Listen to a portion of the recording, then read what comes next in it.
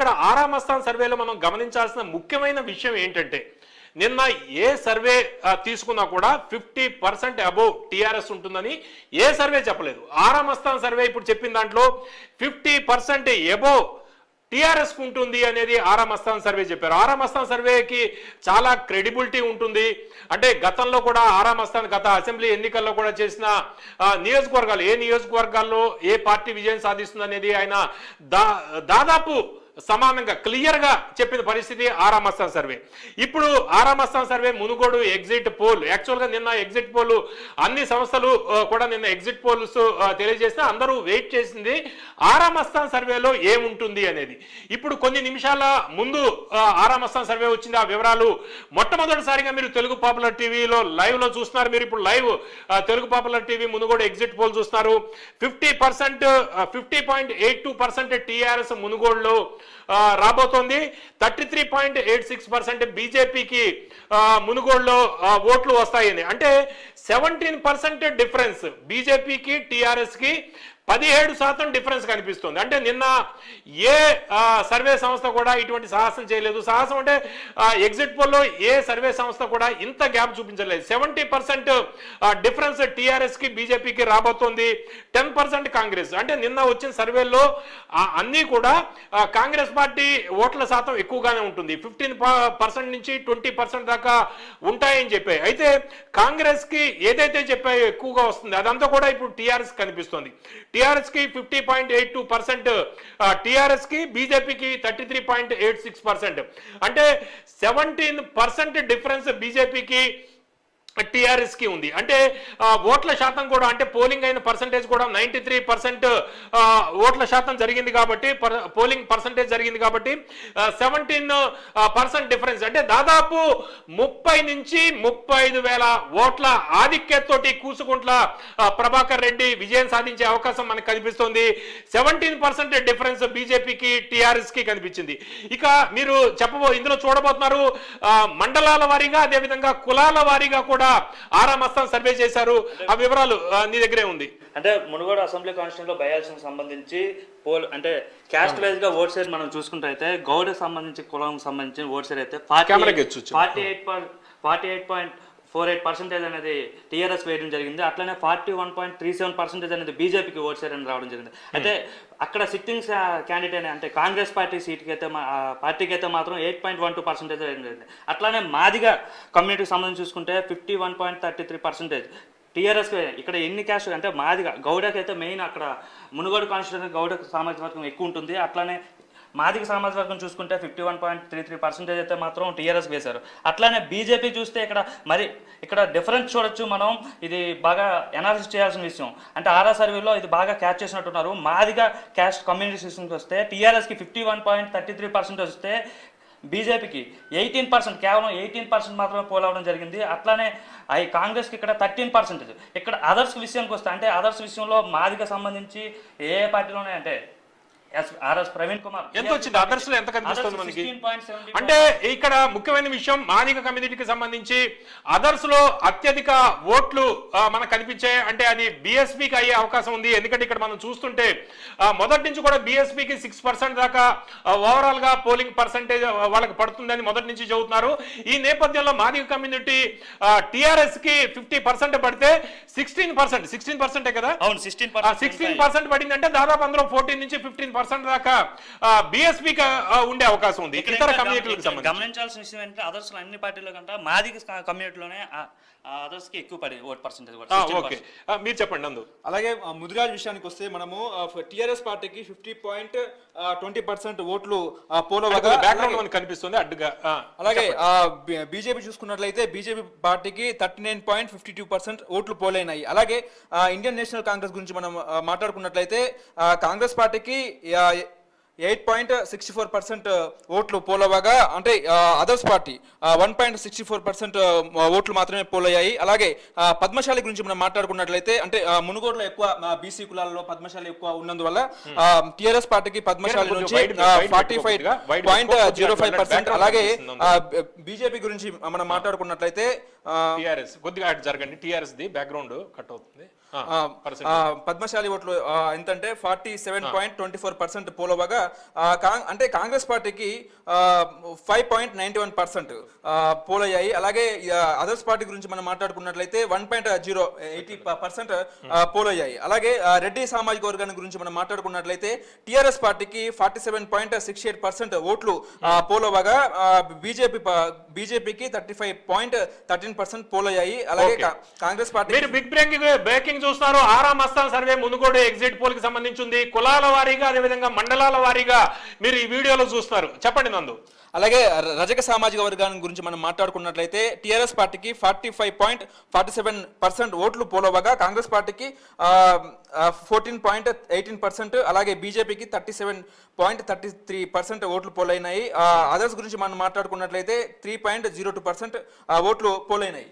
ఇంకా చూసుకుంటే ముస్లిం అంటే మైనారిటీకి సంబంధించి ముస్లిం క్యాస్ట్ సంబంధించి ఇక్కడైతే మనం చాలా అబ్జర్వ్ చేయాలి. ఇక్కడ విషయం గమనించేస్తే టిఆర్ఎస్ పార్టీకి 76.47%, టిఆర్ఎస్ కి 76% ముస్లిం కమ్యూనిటీ నుంచి.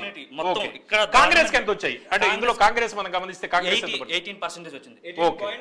అంటే ముస్లిం కమ్యూనిటీకి సంబంధించి టిఆర్ఎస్ కాంగ్రెస్ పార్టీ అంటే టిఆర్ఎస్ అత్యధికంగా వస్తే కాంగ్రెస్ పార్టీ కూడా కొంత షేర్ ని పొందిన పరిస్థితి. ఇక్కడ గమనించాల్సింది ఏంటంటే ముస్లింలు బీజేపీకి అయితే 4% మాత్రమే, నియర్లీ 5%, 4.94 అంటే ముస్లింలకి బీజేపీకి యాంటీగా వైఎస్ఆర్ అనేసి అయితే మనం ఈ మునుగోడులో. ఇందులో అదర్స్ ఎంత ఉంది? అదర్స్ 0.00%. ఓకే, అంటే కేవలం టిఆర్ఎస్ పర్సెంటేజ్ ఎంత ఒక్కసారి చెప్పండి మళ్ళీ. 76%. ముస్లింలు మొత్తం బ్రహ్మరథం పట్టారు టిఆర్ఎస్ పార్టీకి. అంటే ముస్లిం ఓట్లు అక్కడ మైనారిటీ ఓట్లు తక్కువగానే ఉన్నాయి. అయితే ఒక లిట్మస్ టెస్ట్ లాగా మనం అర్థం చేసుకోవచ్చు దీన్ని. అంటే వాళ్ళ ఏ విధంగా ఉంది, వాళ్ళు ఏ పార్టీకి ఆదరిస్తారు అనేది మనం గమనిస్తే అందులో కాంగ్రెస్ పార్టీకి పడిన ఓట్ల శాతం చాలా తక్కువగా ఉంది. టిఆర్ఎస్ కే 76% టిఆర్ఎస్ కి ముస్లింలు బ్రహ్మరథం పట్టారు. కాంగ్రెస్ పార్టీకి 18%. అన్ని ఇప్పటి వరకు మనం చూసిన క్యాస్ట్లన్నీ కూడా టిఆర్ఎస్ కే మెజార్టీ ఓట్ షేర్ అనేది ఉంది. ఇక్కడ కుమ్మరి సమాజ వర్గం 51 అయితే బీజేపీకి 37 వచ్చింది. అట్లనే కాంగ్రెస్ చూసుకుంటే మరీ తక్కువ 7% మాత్రమే పోలైనాయి సార్. ఇక్కడ ఇంకా అదర్స్ చూసుకుంటే 8% వచ్చింది. అట్లనే మాల కమ్యూనిటీకి వెళ్తే 56%, ఇది కూడా మెజారిటీ. మాట్లాడుకున్నట్లేదు సార్, మాల కమ్యూనిటీకి సంబంధించిన ఓట్ బ్యాంక్ మొత్తం టిఆర్ఎస్ పార్టీ వైపు మొగ్గు చూపిన ఇక్కడ హైయెస్ట్ గా 56.12% పోలైనాయి. అలాగే బీజేపీ గురించి మనం మాట్లాడుకున్నట్లయితే మాల సామాజిక చెందిన ఓట్లు 26.47%. కాంగ్రెస్ కొంత వచ్చాయి. కాంగ్రెస్ కి 9.24%. అదర్స్ ఎంత ఉంది? అదర్స్ 8.17%. అంటే ఇక్కడ మాలా మాదిగా కమ్యూనిటీ అంటే అదర్స్ లో 8% అక్కడ ఉంది. అంతకు ముందు 16% మనం చెప్పుకున్నట్టున్నాం మాదిగా కమ్యూనిటీ. అంటే అదర్స్ లో అంటే బిఎస్పీకి మాలా మాదిగా ఓట్ షేర్ బిఎస్పీ కూడా కొంత వెళ్ళింది అని మనం భావించవచ్చు. ఓకే, చెప్పండి నెక్స్ట్. అలాగే వైశ్య సామాజిక వర్గానికి సంబంధించిన ఓట్లు మాత్రం టిఆర్ఎస్ పార్టీకి 51.85% పోలవగా బీజేపీకి 38.33%, అలాగే కాంగ్రెస్ పార్టీకి 6.41%, అదర్స్ అంటే ఇతరులకు 3.41% పోలైనాయి.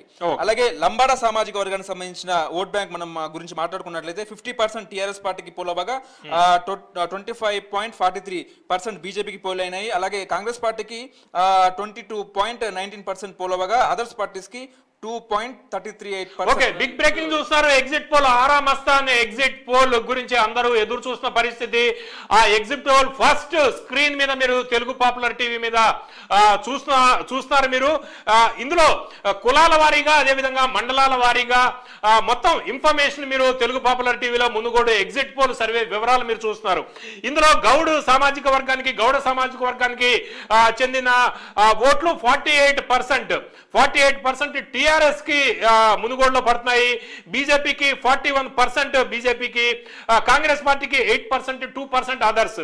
అంటే గౌడ్స్ కి సంబంధించి మునుగోడులో అత్యధికంగా ఉన్న కమ్యూనిటీ ఏది అంటే హైయెస్ట్ ఓట్ షేర్ ఉన్న one of the communities Goud.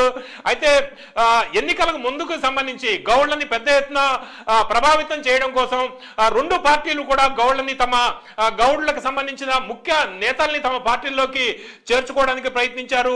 Bora Narsaiah Goud బీజేపీలో చేరారు. అయితే బోరా నర్సయ్య గౌడ్ అంతకు ముందు టిఆర్ఎస్ క్యాండిడేట్ అవుతారేమో, అంటే బీసీ సామాజిక వర్గానికి చెందిన వ్యక్తికి మునుగోడు టికెట్ ఇవ్వాలి అనేది ఒక డిమాండ్ కూడా వచ్చింది. టిఆర్ఎస్ అదే పని చేస్తుందేమో అని అందరూ అనుకున్నారు.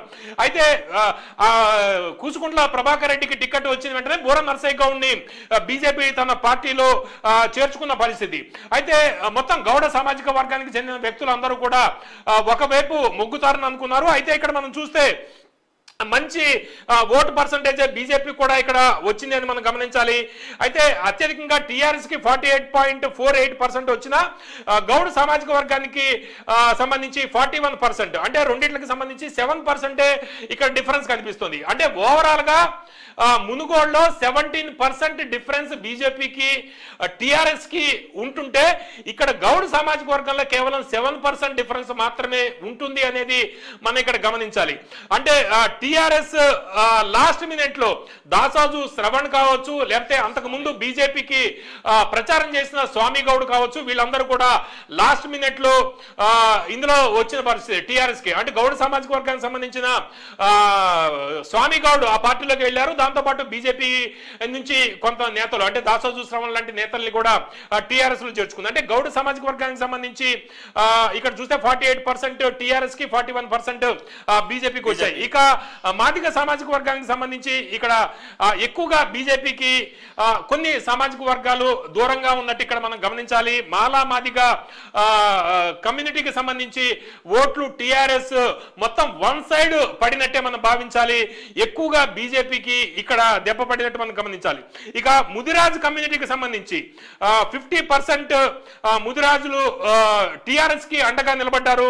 39% అంటే 10% డిఫరెన్స్ ఇక్కడ కనిపించింది. పద్మశాలికి సంబంధించి 45% పద్మశాలి టిఆర్ఎస్ కి ఓట్లు వేస్తే 47% బీజేపీకి అండగా నిలబడ్డారు. అంటే పద్మశాలి సామాజిక వర్గము దగ్గర నుంచి ఎక్కువగా బీజేపీ ఓట్లు సాధించిన పరిస్థితి. అంటే పద్మశాలి సామాజిక వర్గం బీజేపీకి అండగా నిలబడింది. ఇక రెడ్డి కమ్యూనిటీ 47% టిఆర్ఎస్ కి వేస్తే 35% బీజేపీకి వేశారు. అంటే రెడ్డి కమ్యూనిటీని రాజగోపాల్ రెడ్డి ఓన్ చేసుకున్న పరిస్థితి మనకు కనిపించలేదు. అయితే ఇక్కడ గమనించాల్సిన విషయము, ఇతర కమ్యూనిటీల కన్నా రెడ్డి కమ్యూనిటీ నుంచి కాంగ్రెస్ పార్టీకి ఎక్కువగా ఓట్లు సాధించారు. ఎంత వచ్చింది? 15%. అంటే రేవంత్ రెడ్డి ప్రభావం కొంత ఇక్కడ కనిపించిందని భావించవచ్చు. ఇక మొదటి నుంచి కూడా బీసీల ఓట్ బ్యాంక్ ఎటువైపు ఉంటుంది అనేది కొంత ఉంది. ఎందుకంటే బీజేపీకి తెలంగాణకి సంబంధించి బండి సంజయ్ అధ్యక్షుడిగా ఉన్న వ్యక్తి బీసీ సామాజిక వర్గానికి సంబంధించిన వ్యక్తి, అదేవిధంగా ముఖ్యమైన పాత్ర పోషిస్తున్న ఈటల రాజేందర్ కావచ్చు, వీళ్ళందరూ ఉన్నారు. అయితే బీసీలు అత్యధికంగా టిఆర్ఎస్ కే ఇక్కడ ఓవరాల్ గా మనకి పెద్దపీట వేసినట్టు మనకు కనిపిస్తుంది. ముస్లిం కమ్యూనిటీకి సంబంధించి 76% ఇందాక మనం చెప్పుకున్నట్టు టిఆర్ఎస్ కి ఓటు వేశారు. కుమ్మరి 51%, 37% బీజేపీకి, 51% టిఆర్ఎస్. మాల 56% టిఆర్ఎస్ కి, 26% బీజేపీకి. వైశ్య 51% టిఆర్ఎస్ కి, 38% బీజేపీకి. ఎందుకంటే కాంగ్రెస్ కొన్ని ఇట్లకు సంబంధించి కాంగ్రెస్ నేను ఇక్కడ చెప్పట్లేదు, ఎందుకంటే పర్సంటేజ్ తక్కువగా ఉంది కాబట్టి. ఇక టిఆర్ఎస్ కి లంబాడా 50% టిఆర్ఎస్ వైపు ఉన్నారు, 25% బీజేపీ వైపు ఉన్నారు, 22% కాంగ్రెస్ పార్టీ. మనం గమనించాలి, కాంగ్రెస్ పార్టీకి అత్యధికంగా ఓట్ పర్సెంటేజ్ లభించిన కమ్యూనిటీ ఏదో లంబాడా కమ్యూనిటీ.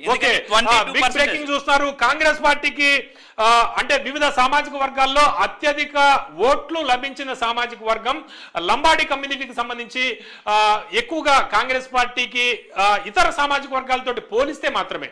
ఎందుకంటే ఏ కేటగిరీలో కూడా ఏ కమ్యూనిటీ కూడా కాంగ్రెస్ పార్టీకి వన్ సైడ్ వేసిన పరిస్థితి లేదు. అయితే ఇతర సామాజిక వర్గాలతోటి మనం పోల్చి చూస్తే లంబాడాలు కాంగ్రెస్ పార్టీకి ఎక్కువ ఓట్లు వేసిన పరిస్థితి ఇతర వాటితో పోలిస్తే మాత్రమే.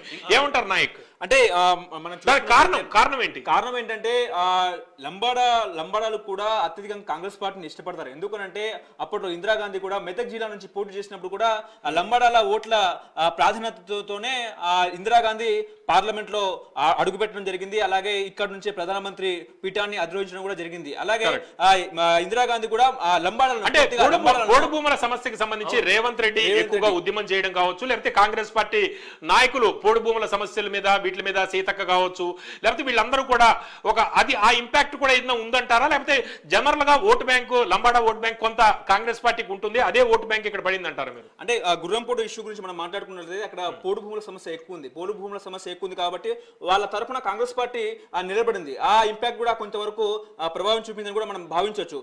ఎందుకనంటే అక్కడ కాంగ్రెస్ పార్టీ నుంచి నాయకులు అక్కడ వెళ్ళి వాళ్ళ తరఫున పోరాడారు కాబట్టి అంటే ఆ ఫలితాలు కూడా ఇక్కడ మెర్జే అవకాశం ఉందని కూడా మనం భావించవచ్చు. ఓకే, ఇంకో విషయం మనం గమనించాలి. ఇప్పుడు మీరు లంబాడి అనేది కాంగ్రెస్ పార్టీకి అత్యంత దగ్గరగా అంటే అనుకూలంగా ఓట్లు వేస్తారని మీరు అనుకున్నారు. కానీ ఇక్కడ మనం గమనించాల్సిన విషయం ఏంటంటే బీజేపీకి అంటే ముస్లిం మాదిగ తర్వాత దూరంగా ఉన్న కమ్యూనిటీ ఏదంటే అది లంబాడా కమ్యూనిటీ. దానికి కారణం ఏమనుకుంటున్నారు మీరు?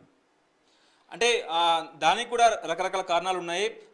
ఎక్కువగా లంబాడాలు కూడా ఎక్కువ కాంగ్రెస్ పార్టీనే ఇష్టపడతారు. ఎందుకంటే గతంలో మనం ప్రభుత్వాలు మారినా కూడా లంబాడీల వేషధారణ కూడా ఇందిరాగాంధీ మమ్మల్ని గుర్తించింది. మా వేషధారణ పార్లమెంటు తన కార్యాలయంలో కూడా మా వేషధారణను తొడిగి కూడా మమ్మల్ని గుర్తించింది. అంటే మీరు ఇంకో విషయం గమనించాలి. ఇప్పుడు ఎవరైతే లంబాడీస్ ఉన్నారో అదే ఆదివాసులకు సంబంధించి మనకి రాష్ట్రపతి అభ్యర్థిని కూడా బీజేపీ కన్ఫర్మ్ చేసింది. అయితే మరి ఈ విషయంలో లేట్ అయింది.